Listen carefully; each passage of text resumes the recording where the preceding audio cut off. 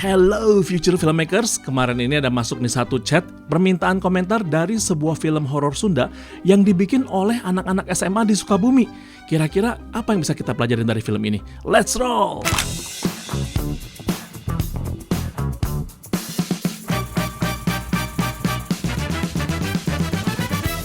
So, future filmmakers, film horor Sunda ini adalah buatan anak-anak SMA Negeri 1 Surade kelas 12 IPA yang merupakan tugas praktek bahasa Sunda. Nah, filmnya ini punya judul Teror di Desa Pakidulan. Kidul itu artinya selatan, jadi katanya mereka itu ada di Sukabumi Selatan. Nah, mereka juga pakai nama Visualin Production sebagai identitas untuk tim produksi mereka. Karena diminta untuk komentarin, makanya gue sekalian request supaya komentar-komentar itu juga jadi sebuah posting supaya gue bisa share ke teman-teman semua untuk menjadi sebuah inspirasi. Setelah nonton film yang durasinya kurang lebih hampir setengah jam ini, paling nggak ada 6 hal yang bisa kita pelajarin sama-sama. Yang pertama, dari sisi cerita dan konsep, film horor yang terjadi di sebuah desa kayak gini itu memang relate banget dengan situasi dan kondisi di Indonesia. Walaupun memang dalam sisi konten, teknik editing, dialog, dan logika film tuh masih banyak banget ruang untuk perbaikan, kedekatan bahwa seolah-olah itu real memang kerasa banget.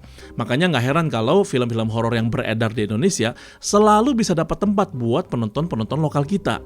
Yang kedua, yang namanya film itu tuh nggak akan pernah lepas dari yang namanya dramatisasi atau penekanan terhadap ekspresi.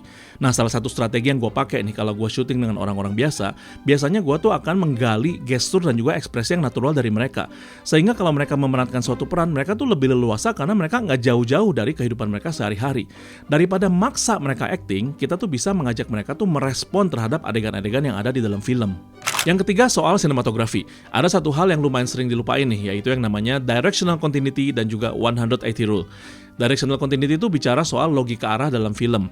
Jadi misalnya kalau subjek melihat ke arah kanan layar untuk manggil orang, maka orang yang dipanggil harus menoleh ke arah berlawanan ketika merespon.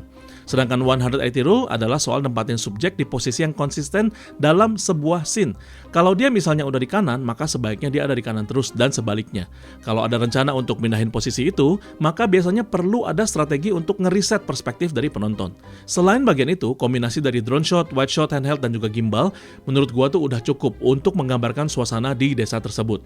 Yang keempat adalah strategi opening. Nah, sebagaimana kita sadar ya bahwa setiap menit tuh kita dipaparkan oleh berbagai informasi yang benar-benar banyak banget setiap menit. Nah, jadi strategi storytelling dengan menggunakan hook di depan itu tetap sangat efektif. Penonton tuh mesti cepat diajak untuk masuk ke dalam ceritanya dan jangan dibiarin nunggu kelamaan. Karena kalau nunggu kelamaan, maka penonton tuh pasti akan ngerasa boring. Yang kelima adalah dinamika film. Nah, sebuah ending film itu akan berasa biasa kalau misalnya sebab akibat dan motivasi teror tuh nggak terbangun secara maksimal dari awal film. Nah, jadi kalau misalnya di sini mereka bilang mau menyampaikan core message soal sopan santun dan juga etika, maka harus ada pelanggaran terhadap konsep sopan santun itu, supaya menjadi motivasi untuk terjadinya sebuah konflik atau bahkan musibah. Nah, motivasi inilah yang bikin penonton bisa ngikutin dinamika emosi cerita dan ngerasa relate dengan pemain-pemainnya. Yang keenam adalah teknik jump scare. Nah, teknik seperti ini tuh masih sangat efektif untuk bikin kita sebagai penonton tuh ngerasa tegang dan ngerasa takut. Nah, di beberapa film gue lihat, teknik jump scare ini tuh dieskalasi lagi dengan cara membuat adegan si penjahat tuh melakukan gerakan yang enggak terduga, sehingga penonton yang tadinya udah tegang, makin tegang lagi kan? Dalam konteks film ini, dua hal yang benar-benar gue apresiasi adalah semangatnya dan juga niatan dari si filmmaker untuk mentingin yang namanya audio.